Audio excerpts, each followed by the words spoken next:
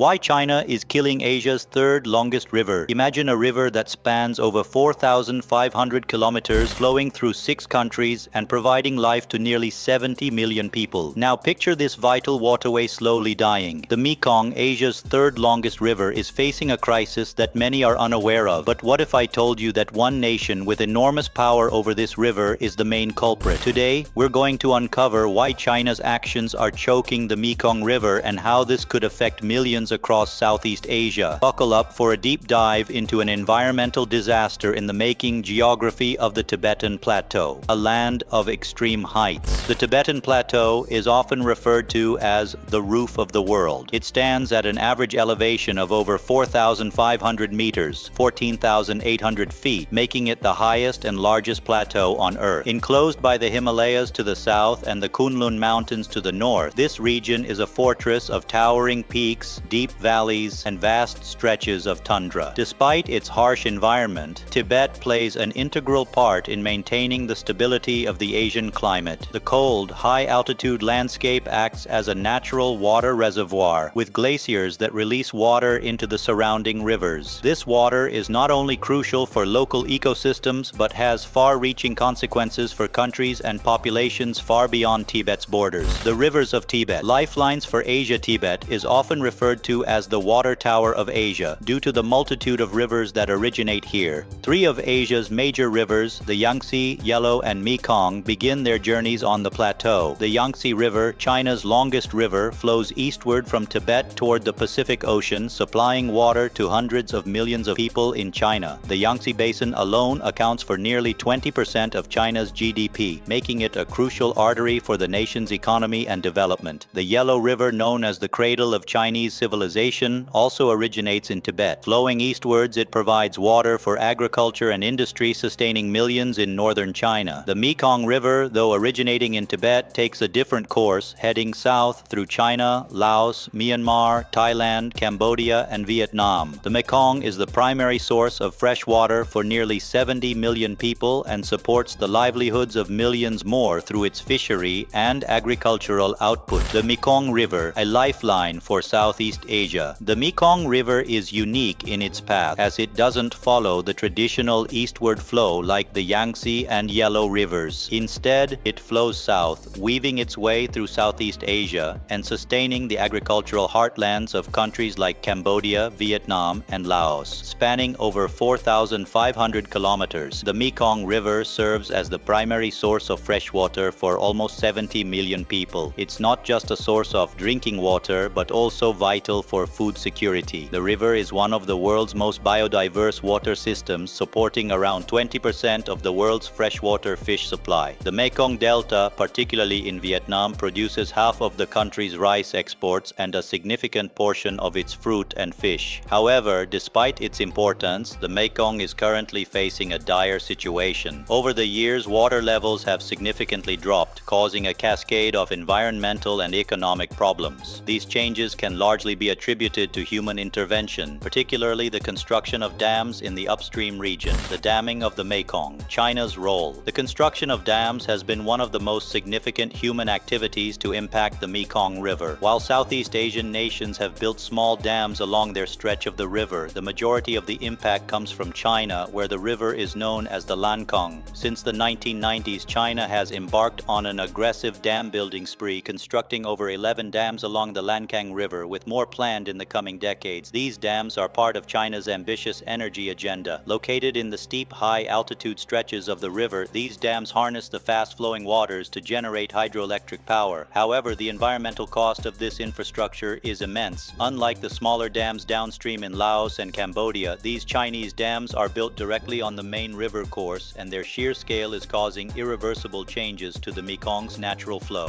Hydroelectric power and its costs. The dams on the Lancang River serve an important function, generating power. Together, these dams produce around 31,600 megawatts of electricity, enough to meet the energy needs of Southeast Asia and more. The massive dams on the Lancang River, such as the Jiaowan and Gongguoqiao dams, hold back staggering amounts of water, storing almost as much water as the entire Chesapeake Bay in the United States. While the energy produced is considered clean in terms of carbon emissions, the cost to downstream countries is enormous. The water flow flow from the Lancang is controlled, meaning that countries like Laos, Cambodia, and Vietnam are receiving less water during critical times, especially during the dry season. This is exacerbating an already precarious situation where the region is struggling with increasingly unpredictable weather patterns and drought. Environmental impact, lower water levels, and drought. One of the most alarming consequences of these dams is the severe reduction in water levels during key periods. Traditionally, during the monsoon season, the Mekong would swell with water, replenishing its delta and nourishing crops and fish populations. However, with the dams holding back this water, downstream communities are experiencing much lower water levels than they would historically expect. In fact, the Mekong River hit some of its lowest recorded levels in 2019. The consequences were devastating. Countries like Cambodia and Vietnam faced power shortages, economic disruptions, and agricultural crises. In Cambodia, the lack of water meant that the largest dams had to be shut down, resulting in months of electricity blackouts and severe economic challenges. In Vietnam, the lack of fresh water meant saltwater intrusion into the Mekong Delta, devastating farmland and leading to a loss of fish stocks, further imperiling the food security of millions. Saltwater intrusion and its impact on agriculture. Saltwater intrusion, which occurs when seawater pushes up into the river's delta, is one of the most damaging consequences of reduced water flow. In the Mekong Delta of Vietnam, this intrusion has reached alarming levels, resulting in the contamination of freshwater resources and a significant reduction in crop yields. Rice paddies, which form the backbone of the region's agriculture, are suffering from soil salinization, making them unproductive. The effects are particularly dire for Vietnam, where the Mekong Delta produces about half of the country's rice export. The economic repercussions of this disruption are far-reaching, as the Delta's agricultural output is critical not only to the Vietnamese economy but also to global rice market. Reduced rice production leads to food insecurity and an increased risk of poverty in the region.